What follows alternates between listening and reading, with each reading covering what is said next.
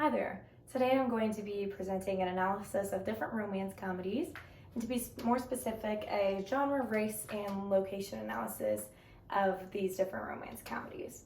First, for my rhetorical statement, when the romance film genre first developed, the couples tended to be upper class, white, and metropolitan, but now it is more common to see middle class, interracial couples that live in different suburbs.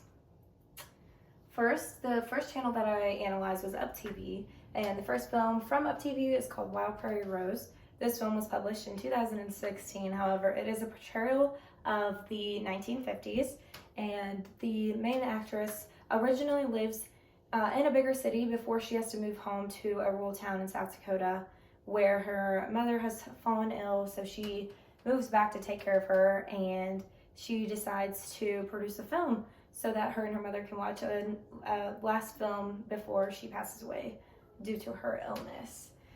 All white people are seen in this film. Even in the background, there are no black actors or actresses, but there is a deaf man that is included in the lead couple. The male in the couple is a deaf man, and I feel like that is definitely more uncommon to see in older films, but that is something that I did notice in Wild Prairie Rose.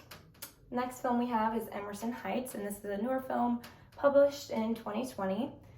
In this film, they are middle to upper class, and it is filmed in New York and Los Angeles, but there are many different scenes shown in suburbs outside of Los Angeles. There are a few different scenes shown at the beach where they're in different suburbs outside of LA, and there are a few different scenes shown of them horseback riding in the countryside, and there are black friends that are shown in this film, which was, it is more common to see in newer films.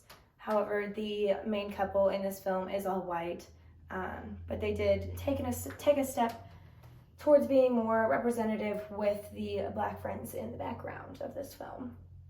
Here is a statement from the vice president of Up TV. He states, "With our Christmas movies, we were able to assemble a nice representative sample where people knew what they were getting by coming to the network. We found the right stories told in different ways that connected, and that led to how we programmed our schedule for the entire network for the year."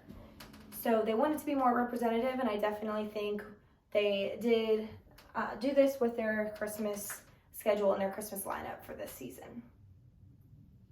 The next channel that I analyzed was Lifetime, and the first film from Lifetime is called The Christmas Contract. And this is a newer film that was published in 2018. There is one interracial couple shown in this film, and it is filmed in a small town in Louisiana. So once again, we see the transition from bigger cities to smaller suburbs and smaller towns. And they brought back the cast from an older TV show. So One Tree Hill is an older TV show that was filmed, and they brought back many of the characters from that show, which I feel like creates a unique experience for different viewers if they've already seen this show and they have a connection with these different actors and actresses, and then they see them all come back together and rejoin to film this new film. They definitely feel very connected in a different way because they've already seen these actors and actresses act together. The next film that we have is Dancing Through the Snow, and this one was published in 2021, and it is part of Lifetime's Christmas lineup for the season. And there is one interracial couple that is shown in this film, but there also is a black family that is shown tremendously in this film. They're very heavily involved. The main actor, Mike, falls in love with a white actress, Olivia, who is Mike's daughter's ballet teacher. So the family is heavily involved because they are the reason that they met in this film, and this film was very upper class, and it was filmed in a smaller town in British Columbia. So for the excerpt that I have next from this film, you can see that there are blacks and whites hanging out, playing cards together, laughing and joking. And I feel like this is something that definitely is more common to see in newer films, but in older films you definitely would not see that. So here is that example. All right. Well, ladies, enjoy your evening. Oh, Michael. Shouldn't you take your ballet shoes and tutu with you?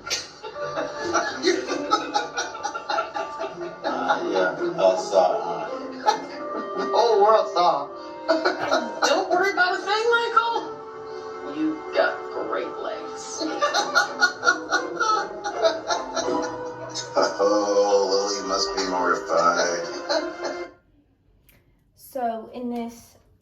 scene, we can see that they're being more inviting, and they have different black actresses and a white actress playing cards together, and they're being more inclusive in that scene. The vice president and the general manager of Lifetime came out with this statement stating that my goal is to have our channel reflect kind of the true breadth of the American population better, and I think that means inviting a lot of different people into the tent. And so from that last scene that we just saw, I feel like they do a very good job of inviting more people and being more inclusive. The next and final channel that I analyzed was Hallmark, and the film from Hallmark that I analyzed was My Best Friend's Bouquet, and this is a newer film that was published in 2020, and it is upper to middle class. There are some middle class scenes shown in this film, but for the most part, a little more upper class.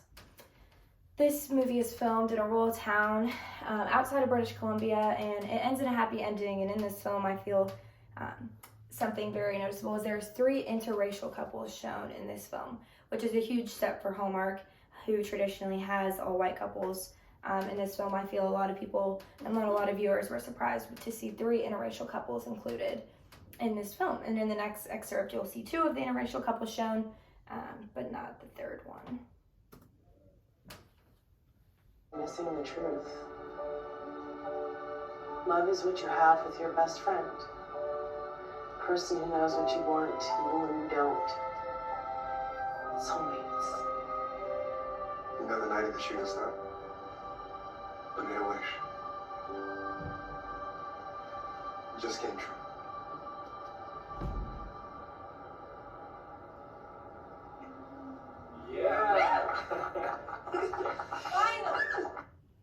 So here you can see one interracial couple example and another interracial couple in the background as well, and the 3rd interracial couple is shown earlier in the film.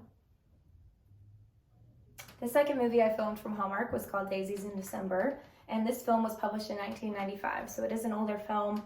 They are very upper class in this film. The setting of this film is a wealthy retirement home that is very fancy, as you will see in the next excerpt, and it is filmed in a bigger city, and it ends in a happy ending. And the couple, as you can see in this picture, is a white couple, and in this scene you will see how upper class they are when they talk about different things that are included in the retirement home.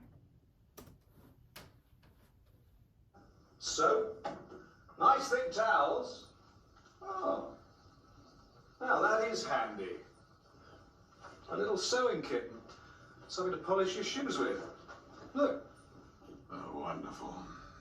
I can't wait to sit in the bath, sewing my socks, shining my shoes, and wearing my shower cap. Dad, we really want you to enjoy this. We couldn't leave you alone, not after what happened. It was an isolated incident. Yes, well, there's no point in going over old ground. Absolutely. So in this film, or in this scene, you can see how upper class they are when he talks about the different shoe polishers they have and the thick towels that they include in the retirement home.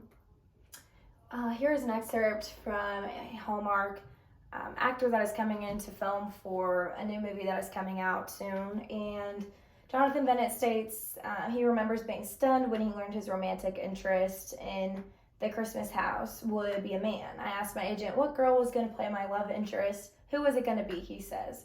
They responded, Jake, and my jaw hit the floor. So I know this doesn't talk about interracial couples, but it does talk about being more inclusive, and by bringing in a gay couple in the Christmas House film that is coming out December 13th. And this just shows the different leaps that Hallmark is taking to be more inclusive, to not be as whitewash or non-inclusive of different people, and they're being more inviting. And this is just an example of an actor that's going to be in this film was even surprised when he found out who his love interest was, which just kind of shows that they are making steps, that these actors and actresses are loving the change. He was very shocked, but he's still in the film, and I feel like that just shows the progression that Hallmark is making in general. And then here is my references for my presentation overall.